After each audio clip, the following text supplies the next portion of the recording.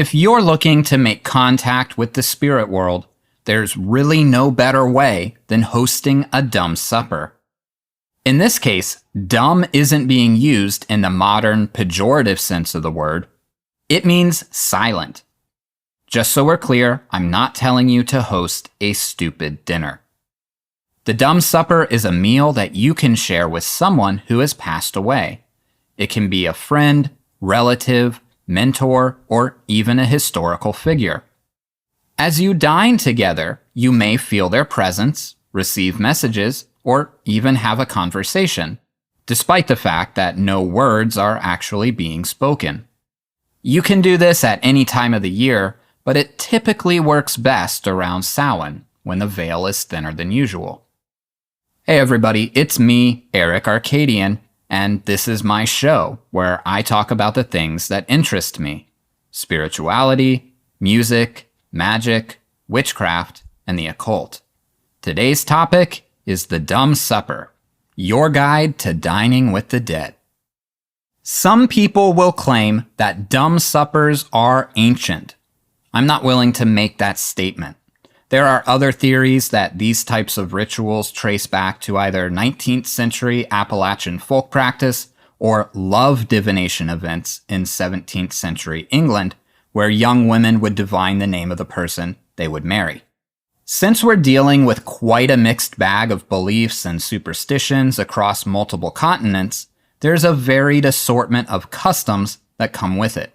If you ask 10 different witches how to properly perform a dumb supper, you might just get 11 different sets of instructions, some of which include things like serving the meal backwards, that means starting with the dessert and ending with an appetizer, eating at precisely midnight, preparing food without salt, adhering to a strict vegetarian diet for weeks before the ritual, or hosting the ritual on October 31st through November 1st. I'm going to give you one version of how to do things, but that doesn't mean it's the right way or the only way. Although the dumb supper might not be particularly ancient, it is a form of necromancy, which is a practice that definitely goes back to ancient times. We'll talk more about that later. First, let's take a look at what type of supplies you'll need. Like most magical rituals, you're going to need to prepare a few things ahead of time. You'll need a dining room table, 2 full place settings, that means plates, utensils, cups, etc., candles, pictures of your loved one, and if you have it, something that belonged to them, your preferred divination methods, and a meal, something your dearly departed would have enjoyed while living. The most time-consuming part of this process is actually doing the cooking. You want to treat the deceased as an honored guest, as if they were dining with you in the flesh. It's usually advised to prepare a meal that they would have enjoyed while alive. I think this sort of thing helps make the connection. If you don't know what type of food they might have liked, just use your best judgment. I don't have a lot of memories with my grandfather, for instance, and I certainly don't know what type of foods were his favorites. But I've got a couple spotty pictures in my head of going out to a Chinese restaurant with him when I was really young. When I've invited him to dumb suppers in the past, I've picked up some cheap Chinese takeout, and that was more than sufficient to form the mental connections required. Once you're dining together, you can always ask, "What do you think about the food?" Obviously, you won't be asking that question out loud, it will be through divination, but you should still be able to get a reasonable answer. You'll want to set up your table so that there are 2 places facing each other. One is for you, and one is for the dead you are inviting. Both should have a full table setting: plates, glasses, utensils, napkins, etc. Everything you would need to actually enjoy the meal. Place a candle between the 2. I think decoration is a pretty key aspect of creating this type of sacred space. It helps set the tone for something that is different from the way you usually eat. As such, you might want to deck your tables out in black or in white tablecloths, and maybe drape a white or black cloth over the chair that is set for your dearly departed. If you like, you might also prepare by writing a letter. Maybe you have a lot to say. This will definitely be the time to say it. Oh, and although it might seem like a good idea to invite all of your deceased loved ones, it's best to focus on just one per ritual. By the way, if you're enjoying this type of content, you can find more over on my YouTube channel or support my work on Patreon. Links will be in the show description. Since you are essentially inviting spirits to hang out with you, it's important to create sacred space so that you are properly protected. You don't have to do a full ritual, but I believe it helps. You can do this in any way that feels appropriate to you. If you already have a ritual framework that you usually use, just go with that and put the eating part of the dumb supper right in the middle. Bonus points if it's already a Samhain or similarly themed ritual. It's okay to speak while you're creating the space, but once you have started the dining portion, you'll need to remain silent until you're ready to close the ritual. Uttering even a single word will shift the energy dynamic. Turn off cell phones and electronic devices. Light your candles and begin. Wait, but seriously, turn off your cell phone, or better yet, leave it in another room. I'm not the type of person to always ban electronics from a ritual space, but dumb suppers are delicate energetic procedures. Anyway, here's a rough outline of the steps. Give your space a good cleansing, both physically and energetically. Consecrate the elements, water, salt, fire, incense. Cast circle, physically walking the perimeter. Asperge and cense all participants. Call the quarters, call deity. Invite your ancestors and loved ones to join. Serve the meal. Eat in silence, do some divination. Then celebrate cakes and wine. Thank your ancestors and say goodbye. Thank deity and say goodbye. Dismiss the quarters and close circle, physically walking the perimeter. Once you're finished with everything, I find it totally acceptable to just dispose of any leftover food as you would for a regular meal. Just throw it in the trash. If that feels sacrilegious to you for some reason, you can libate it, meaning give it back as an offering to the gods. If you are following my outline, you'll notice that I said call deity without specifying exactly who to call. That's a choice that I'll ultimately leave up to you. However, if you're looking for inspiration, let me give you a quick list off the top of my head. Hades, Persephone, Hecate, Osiris, Anubis, Mercury. I'd personally be looking for a deity with underworld, death, or communication associations, and I'd be specifically requesting that they open the door between worlds. And again, if you're following my outline, you'll notice that I said, call in your ancestors. So I kind of wrote a song for that purpose. It's short and sweet. You're more than welcome to look it up on my YouTube channel and use it for whatever you want. And if you do, I'd love to hear about it, but I'm just going to read you the lyrics. It goes like this. I call to the ancestors, spirits of old. We welcome you now, and we seek to behold your wisdom and guidance and messages too. We open the door and invite you through. That's it. Like I said, short and sweet. On the topic of divination, it's extremely important to have some methods ready so that you can receive messages from your dearly departed. Now, that might look like automatic writing. Even if you've never tried it before, a dumb supper is a great place for automatic writing. You can get into a flow and even have a full-on conversation. It might be tarot, just draw some cards and see what the dead have to tell you. Or it might be a pendulum. If you're only planning on asking simple yes or no questions, a pendulum can be an efficient way to obtain those answers. Those are merely suggestions. If you've got a preferred way of performing divination, you should absolutely use it here.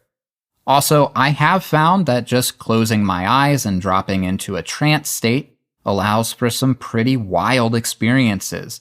I couldn't even begin to tell you the weird places I've journeyed to that way.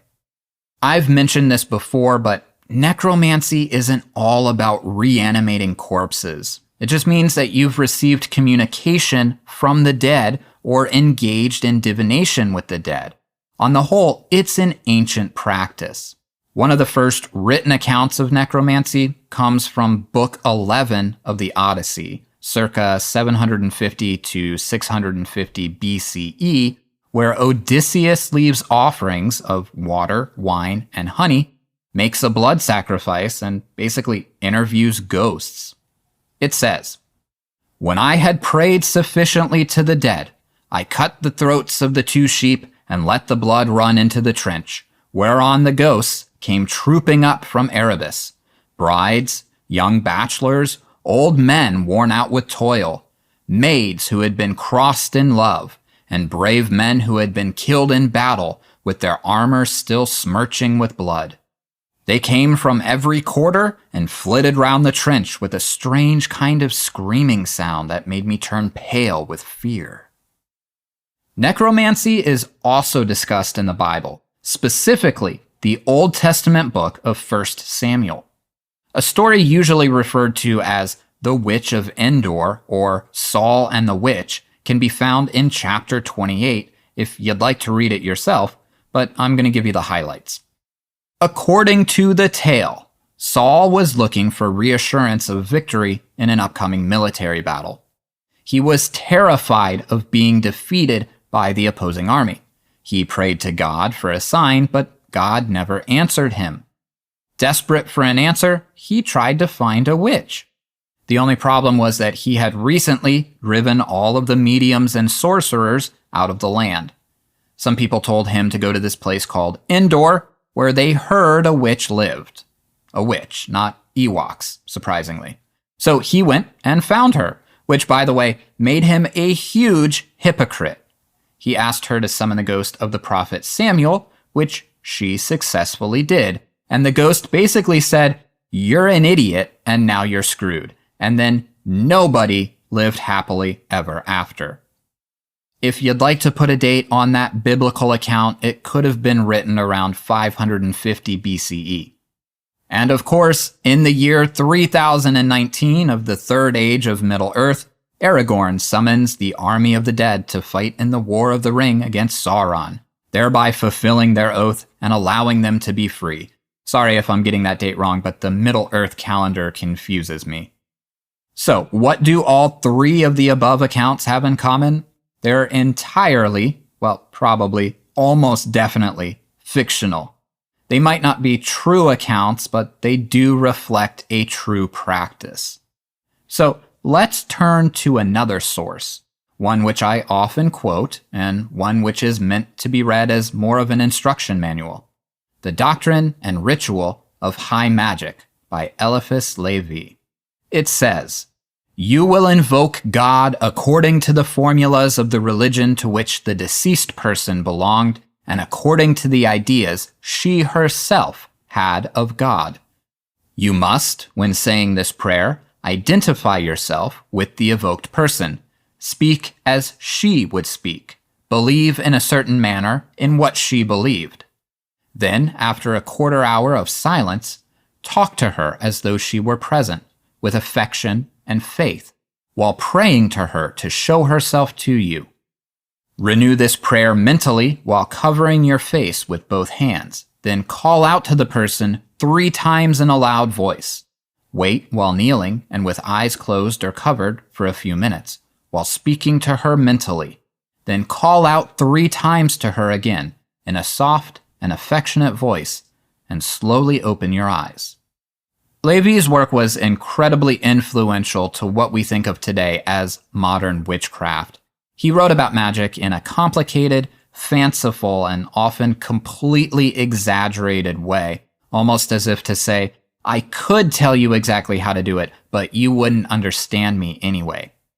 He would probably also tell you that magic was only a tool for the wealthy or affluent, because otherwise you wouldn't be able to afford the ridiculous litany of supplies that he says are necessary. In spite of this, I find his accounts fascinating, particularly the part where you must honor the religious beliefs of your deceased and pray to the deity that they would have prayed to. That begs a question. Why? What are we really interacting with? There are several viewpoints for exactly what type of energy you're interacting with while communing with spirits during a dumb supper. Some folks say that you can only successfully make contact with someone who is deceased, but who has not yet reincarnated into another body. That is, they're still in the Summerlands or whatever you want to call that. Others will tell you that you're only dealing with the energetic imprint that a person left while living and not their actual spirit, which has moved on and is unreachable. And this is where some spiritual traditions will begin to make a distinction between things like the physical body, the soul, the spirit, and the mind. Now, in the case of the imprint, I guess Levy's guidelines to observe the dead's religious views make quite a bit of sense. After all, you want them to be as comfortable as possible. If you lived your life as a devout Christian, wouldn't it be a little jarring to suddenly be summoned into a Wiccan circle with pagan deities? Actually, that particular perplexity had me vigorously vexed for a very long time.